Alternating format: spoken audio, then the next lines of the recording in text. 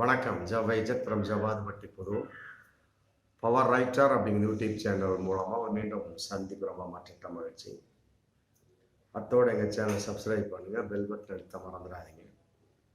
அத்தோட எல்லாத்துக்கும் ஷேர் பண்ணுங்கள். விஜய் மக்கள் கட்சி இன்னும் 2 மாதங்களுக்குள்ள, ஏன் 15 நாளுக்கு மேலாக எப்படியும் பெயர் மாறக்கூடிய ஒரு விஷயம் வந்தாச்சு வெளியே. அதற்கு தகுந்த மாதிரி தன்னுடைய ரசிகர்களை சந்திச்சு ரொம்ப நீண்ட உரையாடல், கட்சியை எவ்வாறு அமைக்க வேண்டும், அதற்கு தகுந்த என்னென்ன பேர் சொல்லி போட்டு ஒரு 3 பேரை தேர்ந்தெடுத்து டெல்லி வரைக்கும் தன்னுடைய வழக்கறிஞர் டீமை அனுப்பிச்சிட்டார் நடிகர் விஜய். அதனால விஜய் மக்கள் இயக்கம் என்பது பிற்காலத்தில் வேறு பெயரில் அழைக்கப்படக்கூடிய ஒரு தமிழக அரசியல் கட்சியாக பரிணமிக்க போகிறது. கடைசியில கழகம் அப்படிங்கிற ஒரு பெயரை நாங்கள் சேர்த்துவோம் அப்படிங்கிற ஒரு தகவல் இன்னைக்கு போயிட்டு இருக்கு. ஒரு கட்சியை ஆரம்பிக்கணும் அப்படின்னம்னா பொதுக்குழுங்கிற கான்செப்ட்ல 110 பேர் கட்டாயமா இருக்கணும், அதான் விதிமுறை. இதுல 200 பேர் பிரமாண பத்திரம் அஃபிடவிட் போட்டாச்சு, எல்லாரும் சைன் வாங்கியாச்சு. சட்டப்படி எவ்வாறு அதை ஆரம்பிக்க வேண்டுமோ அதை ஆரம்பித்து அதன் அடிப்படையில் நம்ம செயல்பட சொல்லி போட்டு ஒரு 20 நாளாகவே டெய்லி 10 பேரை கூப்பிட்டு நேர்காணல் பண்ணி இன்னைக்கு தலைவர் அப்படிங்கிற பொறுப்புக்கு விஜய் வந்தாச்சு. பொதுச் செயலாளர் புஷி ஆனந்த். மற்றபடி கட்சி ஆரம்பிச்சிட்டாங்க அப்படின்னா 200க்குள்ளேயே யார் யார் என்ன சமாச்சாரம் அப்படிங்கிற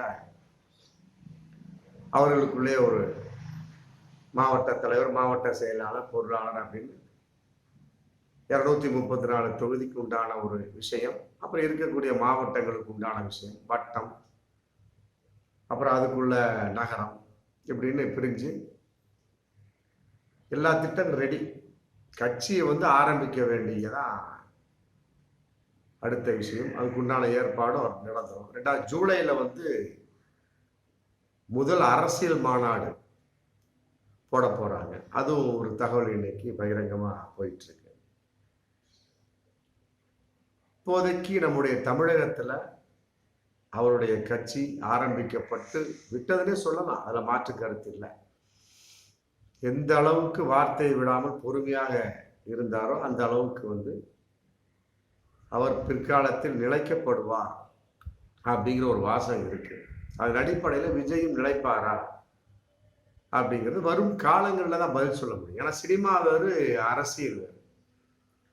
விஜய், ரஜினிகாந்த்லாம் எவ்வளவோ எதிர்பார்த்தாங்க, வருவேன் ஆனா எப்ப வரும் எனக்கே தெரியாது அப்படின்பாரு. அப்புறம் திடீர்னு கடைசியா வருவோம் ஆனா லேட்டஸ்டா வருவோம், இந்த மாதிரிலாம் ஒரு டைலாக் பேசி அப்படியே வார்த்தை ஜாலங்களா போயிட்டு இருந்தாங்க. அப்புறம் அவர் உடல்நிலை பாதிப்படைக்கும். அதன் அடிப்படையில் தன்னுடைய கருத்தை மாற்றிக்கொண்டார். இப்ப அரசியலை விட்டு விலகிட்டு முழு நேர நடிகனாக அவர் தன்னுடைய உயர்த்தி கொண்டிருக்கிறார். அது குறை சொல்ல முடியாது. அவர்களுடைய ஒரு உடல்நிலை நிலைப்பாடு, சூழ்நிலைன்னு கூட சொல்லலாம். ரஜினிகாந்த் பணத்தை இழக்க தயாராக இல்லை அப்படிங்கிற கான்செப்ட், பிறரை பகைத்து கொள்ள தயாராக இல்லை அப்படிங்கிற ஒரு கருத்தெல்லாம் அவர் இன்னைக்கும் வந்துட்டு தான் இருக்கு. அவர் ஒரு ஆன்மீகவாதி, அவ்வளவுதான். ஆனா தேமுதிக விஜயகாந்த் அப்படி இல்லை. சட்டமன்றத்திலே ஆமா நாக்கை கடித்து காண்பித்த ஒரே அற்புதமான ஒரு மனிதர் அவர். ஆமா, அந்த மாதிரி ஒரு மனுஷன் வருவாரா அப்படிங்கிறது தெரியல. அதே போல விஜயும் இருப்பாரா அப்படிங்கிறது வரும் காலங்களில் தெரியும். அது மாதிரி தேமுதிக விஜயகாந்த் கூட அந்த மாதிரி ரொம்ப கஷ்டப்பட்டு கட்சியை ஆரம்பிச்சார். உடனே எஃபெக்ட் கிடைச்சது. அதன் அடிப்படையில் வந்தார். உடல்நலம் பாதிப்பு, ஒன்றும் பண்ண முடியாது. அப்போ அரசியலுங்கிறப்போ உடல்நலம் சரியாக இருக்க வேண்டும், மனநலம் சரியாக இருக்க வேண்டும். பணம் எல்லாம் அப்புறம் தான் போல இருக்கு. அதுக்கு தகுந்த மாதிரி விஜய் 1000 கோடி இலக்கு வச்சுட்டாங்க. 1000 கோடி இலக்கு 2024 நாடாளுமன்ற தேர்தல் போட்டியிடுவதில்லை அப்படிங்கிற முடியும். ஏன்னா இன்னும் 3-4 மாசம் தான் இருக்கு. அந்த அளவுக்கு அவசரப்பட்டு பண்ணோம் அப்படின்னா கட்டாயமா மக்கள்லாம் ஏத்துக்க மாட்டாங்க. மக்கள் சாதாரண ஆள் கிடையாது. அவங்க எக்ஸ்பீரியன்ஸை பார்ப்பாங்க. ஒரு இலாக்காவுக்கு ஒரு அமைச்சரை நியமிக்கணும் அப்படின்னா அவர் எவ்வாறு செயல்படுவார் அப்படிங்கிற கேள்வி இருக்குல்ல. ஒரு சாதாரண ஒரு ஒரு வார்டுக்கே வந்து மக்கள் யோசனை பண்ணி தான் ஓட்டு போடுவாங்க. என்னடா இந்த ஆள் நிற்கிறாரு, இவருக்கு ஓட்டுக்கு போட்டால் நாளைக்கு வீட்டு கதவை தட்டி இந்த மாதிரி சாக்கடை பிரச்சனை, தண்ணீர் பிரச்சனை வீட்டை விட்டு வெளியே வருவாரா, இல்லை நம்மள்கிட்டே அந்த எதிர்த்து பேசுவானா அப்படிங்கிறதா மக்கள் யோசிப்பாங்களா இல்லையா. அதன் அடிப்படையில் அங்கங்கே வார்டு இவங்க வார்டு உறுப்பினர்ஸ் மற்றபடி சோர்ஸில் வந்து விஜய் மக்கள் இயக்கம் வந்து இன்னைக்கு இருக்கிறாங்க. அதில் மாற்று கருத்து இல்லை. அதன் அடிப்படையில் அடுத்த எம்எல்ஏ அப்புறம் எம்பிங்கிற கான்செப்டுக்கு அடுத்த நிலைப்பாடு. எம்பி வேண்டாம், எம்எல்ஏ அப்புறம் பின்னாடி பார்த்துக்கலாம். 2026 தான் நம்மளுடைய இலக்காக இருக்கணும் சட்டமன்றத்துக்கு அப்படின்னு ஒரு இலக்கு வச்சு முடிவு பண்ணி கட்சியை ஆரம்பிக்கக்கூடிய ஒரு சூழல். பேர்லாம் ரெடி ஆயிடுச்சு. விஜய் மக்கள் இயக்கம் என்பது சினிமாவுக்காக ரசிகர்களுக்காக ஏற்படுத்தப்பட்ட ஒரு விஷயம். அது வந்து இன்னைக்கு பேர் மாறப்போகுது. கழகம் என்று முடியக்கூடிய ஒரு பெயர். ஏற்பாடுலாம் நடந்து முடிஞ்சது. ஏகദേശம் ஒரு 80% முடிஞ்சது. பெயரை அறிவிக்க வேண்டிய ஒரு சூழல், அவ்வளவுதான். மற்றபடி வந்து மிகப்பெரிய ஒரு மாநாடு நடத்தி ஒரு கூட்டத்தினிடையே அறிவிப்பாங்க. இந்த நேரத்தில் அவருடைய கட்சியில் உள்ள நிலைப்பாடு எந்த அளவுக்கு தமிழகத்து பொருத்தமாக இருக்கும் அப்படிங்கிறது நம்ம பார்க்கணும். எடுத்தவுடனே ஒரு மக்கள் ஓட்டு போட்ட மாட்டாங்க. முதல்ல சொன்ன மாதிரி அனுபவத்தை பார்ப்பாங்க. மக்கள் வந்து எடுத்தவுடனே ஓட்டு போட்ட மாட்டாங்க, அனுபவத்தை பார்ப்பாங்க. எந்த அளவுக்கு இவர் அனுபவம் இருக்கின்றார் அப்படிங்கிறத பார்ப்பாங்க. பார்க்கக்கூடிய சமயத்தில் விஜய்கிட்ட வந்து எந்த ஒரு அனுபவம் கிடையாது. சினிமா சம்பந்தப்பட்ட அனுபவம் அவருக்கு கீழ் இருக்கக்கூடிய பொதுச் செயலாளர்கிட்ட மற்றபடி இருக்க ஒரு அடிப்படை உறுப்பினர்கள் மற்ற இருக்கக்கூடிய அடுத்தடுத்து இருக்கக்கூடிய நிர்வாகிகள்கிட்ட அனுபவம் இருக்கலாம். இவரை பொறுத்தவரை சினிமா தான். அப்படிங்கும்போது அவர் தன்னுடைய கொள்கையை வந்து பெரியார், அம்பேத்கர், காமராஜரை சுற்றி இருக்கிற மாதிரி பார்த்து கட்டமைத்து கொண்டிருக்கிறார்கள் அப்படிங்கிற ஒரு தகவல் இன்னைக்கு போயிட்டு இருக்கு. புகழையும் பார்த்தாச்சு, பணத்தையும் பார்த்தாச்சு, மக்களுக்கு என்ன செய்ய வேண்டும், இது ஒரு நல்ல கருத்து தான். அதே நேரத்தில் பேசும்போதெல்லாம் சொல்லியிருக்காரு, உங்களில் என்னை காண்கின்றேன், நீங்கள் வேறு நான் வேறு அல்ல. தாரக மந்திரமே நல்லா தான் இருக்கு. இதன் அடிப்படையில் அப்படியே செயல்பாட்டுக்கு அவர் வந்தார்னா கட்டாயமா வந்து இன்னைக்கு இருக்கக்கூடிய வெற்றிடம் இருக்கு, அதுல மாற்று கருத்து கிடையாது. திமுக அடுத்து அதிமுகன்னு எல்லாம் பேசிட்டு இருக்கு. அது நாளா பிஞ்சு கிடக்குது, பாஜக கையில ஒட்டிட்டு இருக்கு. பாஜக வந்து அதெல்லாம் பெரிய கட்சியா சொல்ல முடியாது. ஆமா, அண்ணாமலை இருக்கிற வரைக்கும் அது வந்து ஏதோ வாய் தகராறுலாம் போயிட்டு இருக்கும். வேற ஒருத்தவங்களை போட்டு அதுக்கு தகுந்த மாதிரி என்ன பொசிஷன் அது அந்த நேரத்து சூழல். அதனால பாஜகவை சொல்ல முடியாது. திமுக அடுத்து அதிமுகங்கிறது இன்னைக்கு உடச்சு சிதைச்சிருக்கு.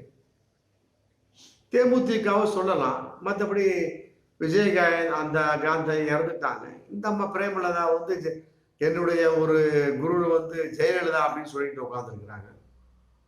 அதனால வந்து மக்கள் வந்து அந்த அளவுக்கு அங்கீகாரம் கொடுக்க மாட்டார்கள் அப்படிங்கிறத பகிரங்கமான உண்மை. ஏன்னா தேமுதிக முடக்கப்பட்டதுக்கு மெயின் காரணமே ஜெயலலிதா. அதை புரிந்து கொள்ளாமல் பிரேமலதா பேசிட்டு இருக்கிறாங்க. விஜயகாந்த் இறந்ததுக்கு கூட அவர் ஏதோ ஒரு வகையில் காரணம், மற்றபடி வந்து அவருக்கு அரசியல் ஈடுபடாமல் இருந்ததுக்கு ஏதோ ஒரு காரணம் அப்படிங்கிற கான்செப்ட் சொல்லக்கூடிய சமயத்தில் பிரேமலதா வந்து தேமுதிக எந்த அளவுக்கு தூக்கி நிறுத்தி கொண்டு வருவார் அப்படிங்கிறத நம்ம எதிர்பார்க்க முடியும். அடுத்து விசிக விடுதலை சிறுத்தை, அவங்களாம் கொள்கையின் அடிப்படை. ஆமா, விசிக மாதிரி ஒரு கட்சியெல்லாம் வந்து தமிழகத்தை பார்க்கவே முடியாது. அற்புதமான ஒரு கட்சி. மக்கள் வந்து இன்னும் அங்கீகாரம் கொடுக்கலையே, அது உண்மையை வருத்தத்துக்குரிய விஷயம். திருமாவளவன் ஐயாலாம் பிடிச்சாங்கன்னா ஒரு கேள்விக்கு எப்படிப்பட்ட பதில் சொல்ல வேணும் அப்படிங்கிற அமைதியானவர், தெளிவானவர், ரொம்ப நேர்மையானவர், சரியானவர். மக்கள் அங்கீகாரம் கொடுக்கலையே, என்ன பண்றது? வேல்முருகன் அவர்லாம் வந்து இன்னைக்கு தான் வந்திருக்கிறார். பாமகலாம் வந்து மக்கள் அந்த அளவுல ஏத்துக்க மாட்டாங்க. அது மேல வந்து மிகப்பெரிய பகிரங்கமா ஒரு புத்தியை குத்திட்டாங்க. அதனால அவர் விலகிட்டு அன்புமணி ராமதாஸ் உள்ளே இறக்கிட்டு இருக்கிறாரு.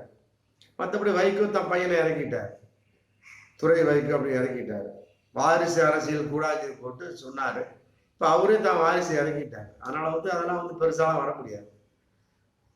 அடுத்த ஒரு நிலைப்பாடு திமுக அப்படிங்கிற நிலைப்பாடுக்கு அடுத்ததான் வந்து விஜய் மக்கள் இயக்க பெயர் மாற்றம் செய்யப்பட்டு அந்த கட்சி வர நிறைய வாய்ப்பு இருக்கு. ஏன்னா எல்லாத்துக்கும் ஒரு மாஸ் தேவை. பாருங்க, இப்ப திமுகவை பொறுத்த வரைக்கும் கூட அடுத்து துணை முதல்வர் அப்படிங்கிற போஸ்டுக்கு வந்து உதயநிதியை வந்து இன்னைக்கு ரெக்கமெண்ட் பண்ணிட்டாங்க. எம்எல்ஏ, அமைச்சர், அடுத்து துணை முதலமைச்சர். ஆமா, ஒன்று வேற இப்ப மு.க. ஸ்டாலின் அவர்கள் வந்து வெளிநாட்டு பயணத்தில் இருக்கிறாங்க. 8 நாள் கழிச்சு வரப்போறாங்க February 7 அதுக்கு பின்னால கூட துணை முதல்வர் போஸ்ட் அறிவிக்கலாம். அதுக்கு ஒரு முற்றுப்புள்ளி வச்சிருக்காங்க. இருந்தாலும் அடுத்த துணை முதல்வர் உதயநிதி ஸ்டாலின், மாற்று கருத்து இல்லையா? ஸ்ட்ரைட்டாவே ஆமா, திமுக தலைவர் உதயநிதி ஸ்டாலின் தான். அப்போ வந்து மிகப்பெரிய ஒரு விஷயம் ஏற்படும். அப்ப இந்த பக்கம் விஜய் இருக்கலாம் அப்படிங்கிற ஒரு கருத்து இன்னைக்கு போயிட்டு இருக்கு. சீமானை பொறுத்த வரைக்கும்லாம் வந்து வார்த்தை ஜாலங்கள், மற்றபடி அவர் மேல நிறைய புகார்கள் வந்தாச்சு. மற்றபடி அந்த கட்சி வந்து வாக்காளர் 10% இருக்கிறாங்க, அதில் மாற்று கருத்து இல்லை. இதனால் அந்த அளவுக்கு அவர் அங்கீகாரம் பெறப்படுவார்கள் அப்படிங்கிறது பகிரங்கமான கேள்வி இருக்கு. அதற்கு மேல்படியாக நம்ம விஜய் பார்க்கலாமா அப்படிங்கிற ஒரு கேள்வி வரக்கூடிய சமயத்தில் அவருடைய நிலைப்பாடு இருக்கு. ஏன்னா வந்து சினிமா வெற்றி அடைஞ்சிட்டார், பட் வந்து அரசியல வெற்றி அடைவாரா அப்படிங்கிறது மிகப்பெரிய ஒரு கேள்வி. ஆனால் ஒரு வெற்றிடம் இருக்கு, அதில் மாற்று கருத்து இல்லை. அந்த வெற்றிடத்தை வந்து யார் நிரப்ப போகிறார் அப்படிங்கிறது பகிரங்கமான ஒரு கேள்வி. காங்கிரஸ் அவங்க வந்து இருக்கிறாங்க, அது தேசிய கட்சி, அவங்க வந்து ஒரு மிகப்பெரிய ஒரு வெற்றிடத்தை நிரப்பி விடுவார்கள். அவங்க கூட்டணியாக தான் போயிட்டு இருக்கிறாங்க. அவங்க தலைமையில் அப்படிங்கிற கூட்டணிங்கிற மாதிரிலாம் கிடையாது. அவங்க பிற கட்சியில ஒட்டிக்கிட்டு இருக்கிறனால வந்து அவருடைய ஒரு தலைமையில வந்து கூட்டணி அப்படின்லாம் சொல்ல முடியாது. அதனால வந்து அடுத்த இடம் அவங்களுக்கு கொடுக்க முடியும். அவங்க கூட்டணி எங்க இருக்கு அதன் அடிப்படையில் செயல்படுவாங்க. அதனால வந்து இரண்டாவதாக இருக்கக்கூடிய அதிமுக உடைச்சு கிடக்கு. சீமான் வருவாரா அப்படிங்கிறதும் ஒரு மிகப்பெரிய ஒரு கேள்விக்குறிதான். விசிக வந்து மக்கள் வந்து எந்த அளவுக்கு தூக்கி நிறுத்துறாங்களோ அப்படின்னு பார்க்கக்கூடிய ஒரு சூழல். கட்டாயமா பாமக வந்து அடுத்த ஸ்டெப்புக்கு அந்த அளவுக்குலாம் வர முடியாது. அன்புமணி ராமதாஸ் என்ன செய்ய போறாரா தெரியல. ஆனா விஜய் மக்கள் இயக்கம் அந்த பெயர் மாற்றம் செய்யப்பட்டு கட்டாயமாக கழகம் என்ற முடிவோடு பெயர் மாற்றம் செய்யப்பட்டு வரும் அப்படிங்கிற ஒரு பகிரங்கமான ஒரு தகவலை வந்து நம்ம நம்பிக்கையா தான் பார்க்க முடியும். இது வந்து கட்டாயமா வந்து மிகப்பெரிய ஒரு சீற்றத்தை இந்த தமிழகத்தில் ஏற்படுத்தி மிகப்பெரிய ஒரு கட்சியா வந்துச்சு அப்படின்னா நாளைக்கு வந்து உதயநிதியா விஜயா அப்படிங்கிற ஒரு மிகப்பெரிய ஒரு போட்டி மனப்பான்மை தமிழகத்தில் மிகப்பெரிய எதிர்பார்ப்பு கட்டாயமா நிகழும். இதற்கு இடையில சீமான் கூறுவாரா சொல்ல முடியாது. ஆனா உதயநிதி ஸ்டாலினுக்கு இன்னைக்கு வந்து மிகப்பெரிய ஒரு பெயர் வந்தார். குறுகிய கால படத்துல நடிச்சாரு, அரசியல்ல வந்துட்டாரு. பட் அவருடைய பேச்சுக்கெல்லாம் ரொம்ப நல்லா இருக்கு. சனாதனத்தை எதிர்ப்போம் அப்படிங்கிற கம்பீரமான பேச்சு, அப்புறம் கொப்பை விட்டு சொத்தா அப்படிங்கிறதுலாம் வந்து சினிமா டைலாக், அந்த மாதிரி கருத்துலாம் போயிட்டு இருக்கு. உண்மையிலே வந்து அவருடைய கருத்து வந்து ரொம்ப நறுக்கு தெரித்தால் கூட நல்லபடியா இருக்கு. நம்ம சுறுசுறுப்பா இருக்கிறார் பையன். அதே நேரத்தில் வந்து அவருடைய மிக எதிர்பார்ப்பு இருக்கு. அதே எதிர்பார்ப்புல தான் இன்னைக்கு மக்கள் வந்து விஜயை எதிர்பார்த்து கொண்டிருக்கிறார்கள் அப்படிங்கிற ஒரு தகவல் இன்னைக்கு தெரியுது. கட்சி ஆரம்பிக்கணும், ஆரம்பிச்ச பின்னாடி தான் அதனுடைய முடிவு என்னங்கிறது தெரியும். அதனுடைய மக்கள் எந்த அளவுக்கு விரும்புகிறார் என்று. ஆனா ஒன்று மட்டும் ஒரு வெற்றிடம் என்பது இருக்குது. அந்த வெற்றிடத்தை வந்து ரஜினிகாந்த் நிரப்புவான் மக்கள் எதிர்பார்த்தாங்க, உள்ள தேமுதிக ஜம்ப் ஆகும்னு பார்த்தாங்க, அதுவும் இல்லாம போச்சு. மற்ற விசிகெல்லாம் வந்து நிரப்பி ஆகணும், மக்கள் தூக்கி விடணும். ஆமா, எந்த அளவுக்கு அப்படிங்கிறது மக்கள் கையில இருக்கு. ஆமா, அதெல்லாம் வந்து முதல்ல வந்து ஒரு சாதிய கட்சி ஆரம்பிக்கப்பட்டாலுமே கூட இன்னைக்கெல்லாம் வந்து மிக சமூக நீதி கட்சியாக போய்கொண்டிருக்கு. அதுங்கிறது பகிரங்கமான ஒரு விசிக்கலாம். அதே அடிப்படை சமூக நீதியா வந்து இன்னைக்கு விஜய் ஆரம்பிக்க போறாரு. பெரியாருடைய கொள்கை, மற்றபடி அம்பேத்கர் காமராஜர் கொள்கையில ஒரு போயிட்டு இருக்கக்கூடிய கொள்கை வெளிப்பாடு, அதை வந்து நாங்க கட்சி ஆரம்பிச்ச பின்னால மிக எங்களுடைய சட்ட திட்டங்களுக்கு உட்பட்டு எந்த அளவுக்கு நாங்கள் கொள்கைகள் அப்படிங்கிறது வெளிப்படுத்துவோம் அப்படிங்கிற தகவல் இன்னைக்கு போயிட்டு இருக்கு. பார்ப்போமே வெற்றிடத்தை யார் நிரப்ப போகிறார்கள் அப்படிங்கிறதெல்லாம் விட அதை மக்கள் எவ்வாறு ஏற்றுக்கொள்ள போகிறாள் அப்படிங்கிற கருத்து இருக்கு இல்லையா? ஆமா, 2024 சட்டமன்ற தேர்தல் வந்து இன்னைக்கே சூடு பிடிச்சதாக சொல்ல முடியும். 2024 நாடாளுமன்ற தேர்தலில் அதிமுக நிற்கிறதுக்கே ஆள் இல்லை. ஆமா, அவர் என்னமோ எடப்பாடி தலைகீழ குண்டை தூக்கி எப்படி தலைகீழ புரட்டு பார்க்கிறார். ஆமா, பாஜக இவரே விளக்கிட்டார், நல்ல விஷயம்தான். ஆனா எல்லா கட்சியும் ஒட்டுவாங்கன்னு பார்த்தாங்க, ஒட்டல. அப்படிங்கும் போதுல கட்டாயம் 2024 நாடாளுமன்ற தேர்தலில் அதிமுக எந்த அளவுக்கு வெற்றி அடையும் அப்படிங்கிறது மிகப்பெரிய ஒரு கேள்விக்குறி. அதுக்கு தகுந்த மாதிரி இப்போ நிதிஷ்குமார் இந்திய கூட்டணியில வர மிகப்பெரிய ஒரு பிரணயத்தை ஏற்படுத்தி நம்பிக்கை துரோகமான அடிப்படையில அவர் பாஜகவோட மீண்டும் கூட்டணி சேர்ந்துட்டார். அதன் அடிப்படையில் வெளிப்படையாக எந்த வகையிலும் பேசாமல் திமுக தன்னுடைய நிலைப்பாடு அப்படியே கொண்டு போயிட்டு இருக்கு. இந்திய கூட்டணி அப்படியே தொடரட்டும் அப்படிங்கிற கான்செப்ட்ல கார்கே சொல்லிட்டார், முடிஞ்சு போச்சு. அப்ப இதெல்லாம் வந்து மிகப்பெரிய ஒரு நம்பிக்கை துரோகங்கள், மிகப்பெரிய ஒரு எதிர்ப்பு தளங்கள்லாம் தாங்கித்தான் விஜய் வந்து தன்னுடைய கட்சி நடத்தக்கூடிய ஒரு சூழ்நிலை. சாதாரண கிடையாது. ஒரு கடையை வச்சோமா 2 ரூபா சம்பாதிச்சோமாலாம் முடியாது. சினிமாவாவது ஏதோ சம்பாதித்து விட்டு ஒதுங்கி விடலாம். அரசியல் அப்படி கிடையாது. இந்த சரத்குமார் கூட ஒரு மீட்டிங்கு போட்டாரு. ஏதோ என் மனைவி கேட்கிறா, என் பொண்டாட்டி கேட்கிறா அப்படிங்கிற மாதிரியும் அவர் பேசியிருக்கிறார். அந்த மாதிரிலாம் பேசக்கூடாது. அது இப்போ வாரிசு அரசியல் மாதிரி வந்துருச்சுல்ல. அப்போ அந்த கட்சியை உடச்சு போச்சுல. ஒரு நாராயணன் உடச்சு 2ஆ பிரிச்சுட்டாரு. வாரிசு கான்செப்டுக்கு வந்து இவர் விஜய் வந்து பிற்காலத்தில் தான் தெரியும். ஆமாம், பாமக சொன்னதுதான், வைகோ சொன்னதுதான் வாரிசு அரசியல்லாம். அப்புறம் பின்னால் வரலையா? அது மாதிரி தான் வாரிசு தன்னுடைய பையனை வந்து உள்ள இறக்குவார். விஜய் கட்டாயமா இறக்குவார்.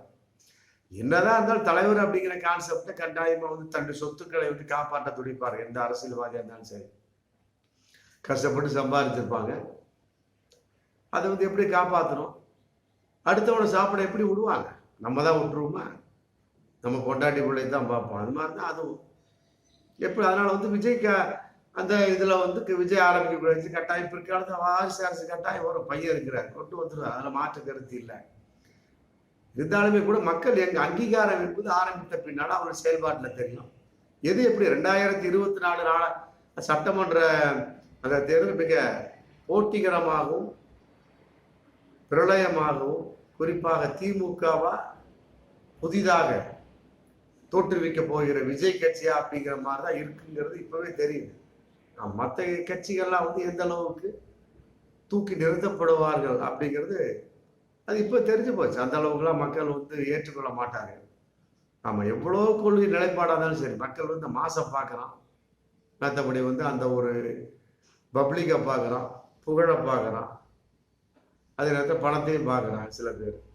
அதனால வந்து 2026 சட்டமன்ற தேர்தல் வந்து உண்மையிலேயே வந்து திமுகவுக்கும் விஜய் கட்சிக்கும் உள்ள மிகப்பெரிய ஒரு போட்டியாகத்தான் கருத முடியும். இன்னும் சொல்ல போனா உதயநிதியா விஜயா கட்டாயமா அப்படிதான் தெரியுது.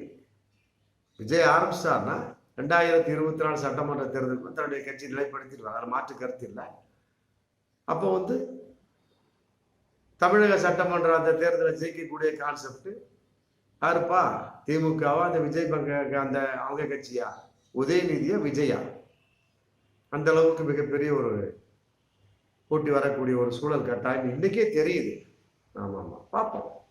மக்களுடைய அங்கீகாரம் தான் முக்கியம். மீண்டும் அடுத்த வீடியோ சந்திப்போம். நன்றி.